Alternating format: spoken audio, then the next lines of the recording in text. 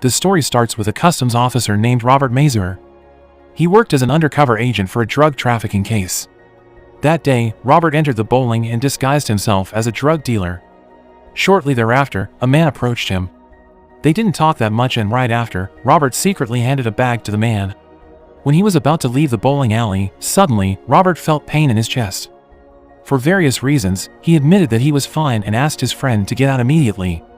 As soon as they left through the front door, it turned out that police and customs officers were on standby to arrest the two of them. Both were arrested and then put in a different car. Robert, who was part of the customs officer, was immediately helped by his colleague named Mark. Robert's chest was injured by something stuck there. Until that time, his friend who received the bag did not know that it was Robert who got him arrested. Finished with his case that day, Robert returned home. He then gathered all his fake identities and burned them in front of his wife, who hoped that Robert would quit his job as an undercover agent. To fill his day off, Robert and his family came to Aunt Vicky's place for the holidays. His aunt advised Robert not to live in his own world with his work and pay more attention to his wife and his son. The next day, at the office, a briefing was held for handling a new case named Sea Chase Operation. For the new case, Robert was paired with Amir Abreu. Even though he could apply for his retirement for his long years of devotion to the government and for the wound he got from the last mission, he still refused it. That night, when Robert was spending time with his family, he was surprised by the arrival of Amir, who came out of nowhere. Amir informed him that he had an informant who could lead them to Gonzalo Mora. Amir thought that they could use the informant to make them one step closer to the drug dealer cartels. Unfortunately, Robert doubted that Amir's informant could just be someone selling false information to get money. He asked how much Amir believed in that person. Amir replied with as much as he trusted him. Amir still contacted the informant. While having a morning run together, Robert proposed a strategy for their mission to Mark. He proposed a psychological approach to detect drug cartel bosses by making them hungry for money instead of drugs. The problem was he did not feel comfortable working with Amir. Mark replied that it was Robert who would not be able to work without Amir. According to Mark, Amir was the key for Robert to reach the cartels. The next day, Robert and Amir went to a public cemetery to find new identities which they would later use in disguises by using the name of someone who had died a long time ago. After looking at several names on the tombstones, Robert finally chose the name Robert Musella, while Amir chose Emilio Dominguez. For the mission, Robert was given a sound recorder disguised as a suitcase, which was made in such a way as to make it soundless while operating. To make the disguise more convincing, a businessman lends an office and all the facilities in it for Robert to use and disguise himself as a money laundering businessman. ID cards, important files, bank accounts, and all necessary things needed in disguise had been prepared by the authorized. Elsewhere, Amir's informant was having a meeting with Gonzalo. He persuaded Gonzalo to launder his money at Robert Musella's company. Long story short, after much consideration, Gonzalo had a meeting with Amir. The two of them agreed to make a cooperation. On the other hand, Robert went to prison to meet a prisoner named Dominic. There, he asked Dominic to help him in his undercover mission in exchange for his freedom.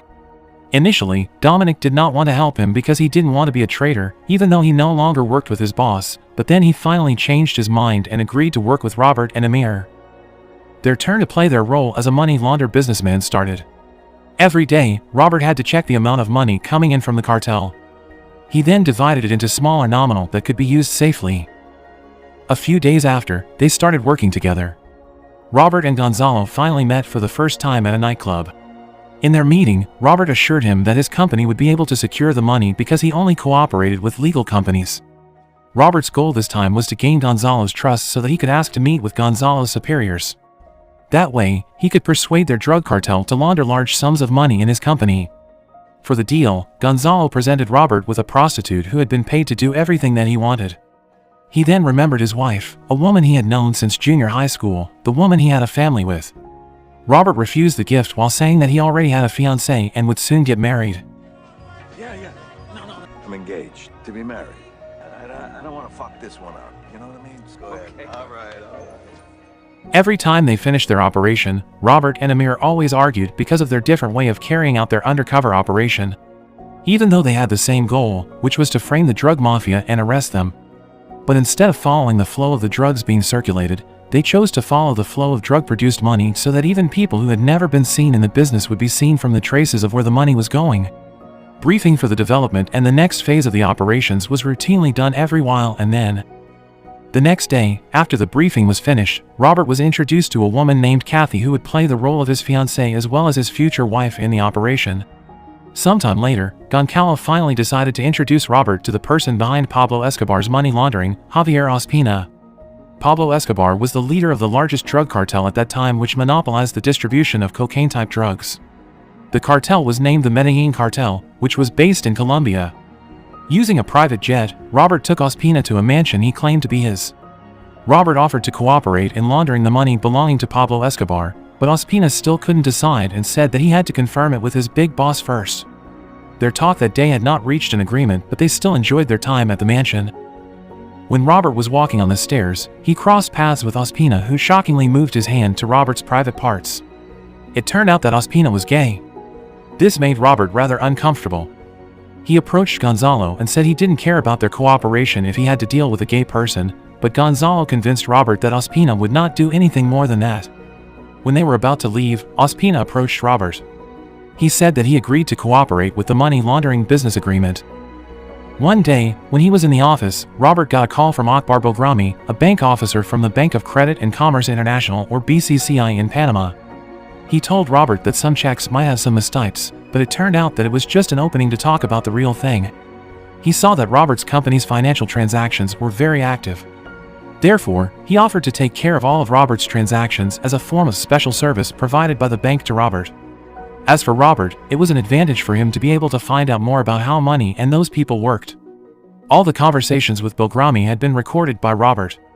To follow up with the cooperation, Robert was asked to come to the bank to meet with the bank's officials. At the meeting, Robert was assured that the bank would help him to manage his money. Robert himself never forgot to record every conversation he had for evidence. Sometime after that, Robert met Barry at a horse racetrack. Barry was a pilot who was also involved in the Medellin cartel network. He was assigned with smuggling cocaine from Colombia to America. They both went home together in a car driven by Barry. While talking about something in the car, suddenly a motorbike approached the car and suddenly shot Barry in the head, killing him instantly.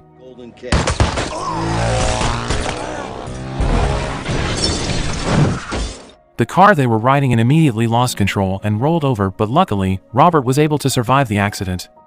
It's discovered that the person who shot Barry was Escobar's man, because Barry, besides being a cocaine smuggling pilot, was also an informant for the CIA. That's what made Escobar finally get rid of him. In Robert's office, he was ensured that Escobar wasn't targeting him, because if it turned out that Robert was being targeted, then their operation would most likely fail. Long story short, Robert didn't want to delay any longer meeting with other mafias in the drug cartel, considering that the situation was getting more and more dangerous. He then met Ospina to make an appointment to meet the boss to help expand the company's network. Robert was then blindfolded and taken to an unknown place to meet Roberto Alcano, a drug dealer and cocaine distributor who worked under the direct supervision of Pablo Escobar. But it was not that easy to meet him. Robert must go through certain inspections carried out by someone with some kind of ritual.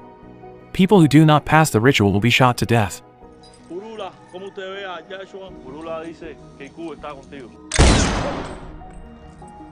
Your name? Robert.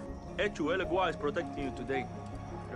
After he passed the ritual, he was given some time to prepare himself before meeting with the big boss.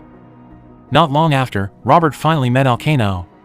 During the meeting, they discussed a lot of things, mostly about where and how the drug money was used.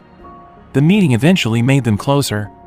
Alcano even didn't hesitate to invite Robert to his house. Even more, his wife had a close relationship with Kathy. Transaction after transaction was done smoothly. Robert was able to help him with his money, and from then, he had so much trust in Robert. He already considered Robert as a friend. He also did not hesitate to give lavish gifts to Kathy. Barry's death news finally struck Alcano. He never thought that his best friend could be one of the government informants. He was upset to hear the news because he didn't expect his best friend to work with the government, but now, he was grateful to have met Robert, his new trusty best friend. He trusted Robert so much he thought of ways to introduce him to Pablo Escobar. Alcano then asked Robert to help him free up $10 million in the name of Don Cheap. The money under that account was frozen in the Bank of Panama. The money itself was owned by Pablo Escobar himself. Robert tried to explain the situation so his fellow undercover team could help him out, but they couldn't do anything because the account was frozen by the president's mandate. While Robert was still thinking of ways to save the money, he also received terror threats from Pablo Escobar. He received a package containing a miniature coffin filled with blood.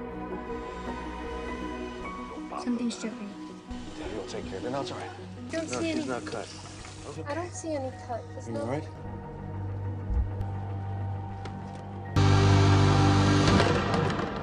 Realizing how dangerous her husband's job was, she asked her husband to retire immediately. Robert then met with Alcano to ask him to tell Ducheap that he and his company wouldn't work under distress. Later on, Robert had a meeting with Bogrami and Amjad Alwan, delegations from the BCCI.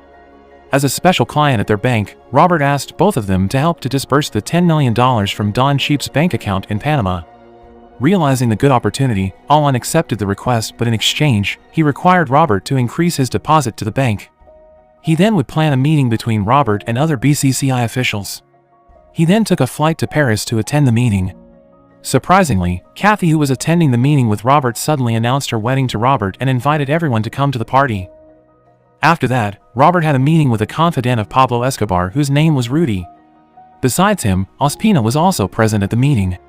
In the middle of their conversation, Robert's suitcase was accidentally opened, revealing a voice recorder hidden in it. Although it was successfully covered up, Ospina had taken a glacé of it and felt betrayed by Robert. Unfortunately, he was later killed in a bar by Pablo Escobar's man.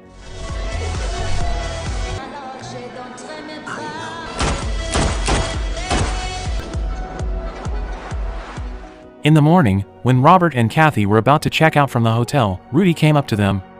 He gave authority to Robert to make a transaction of $150 million to BCCI. Robert's plan to go home was postponed. He would go to BCCI's headquarters in London while Kathy would return to prepare for their fake wedding. Kathy went to meet Robert's wife to pick up Robert's wedding suit. At that moment, Robert's wife was worried that her husband had an affair with Kathy, but when Kathy proved that Robert loved his wife so much, she was relieved.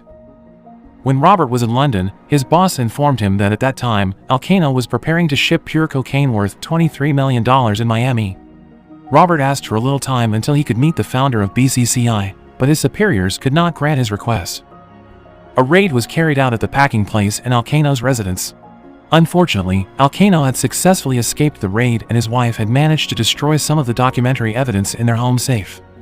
After returning from London, Robert immediately visited Alcano's house to make sure of Alcano's wife's condition, who was still in shock from the raid. Driven by her trust in Robert, she then gave the cocaine distribution authority to Robert while her husband was hiding from the police. Robert, on the other hand, felt sorry for Alcano's wife and tried to save her by asking her to return to Colombia, but she refused. She said that she wanted to do something to save her husband, even though it was risky. That situation made Robert and Kathy in a dilemma. On one side, they were carrying an undercover operation to catch a drug cartel, but on the other side, they didn't have the heart to betray Alcano and his wife's trust in them. To convince themselves of what action to take, they came back to their senses that it was part of their job. The fake wedding party finally came. Everything they needed had been prepared very carefully. Likewise, the media crew would record the biggest arrest that would happen at that time. That the fake wedding event became the peak of their operation because all the people involved in the drug cartel would attend as guests. Like a school of fish that would fall into a trap, one by one the people who were targeted were present. Even Alcano, who was in his hiding at that time, was willing to big risks just to attend Robert's wedding. Robert was happy with Alcano's arrival, but another part of him didn't want him to take such big risks.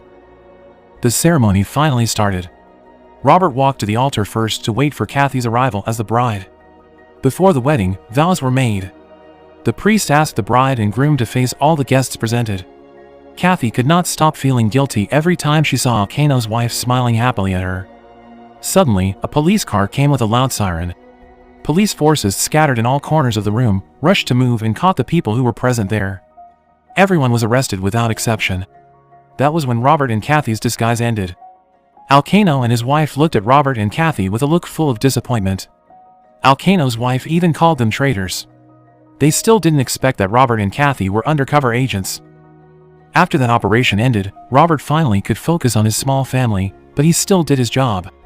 Robert was presented as a witness in court in New York, Tampa, and London.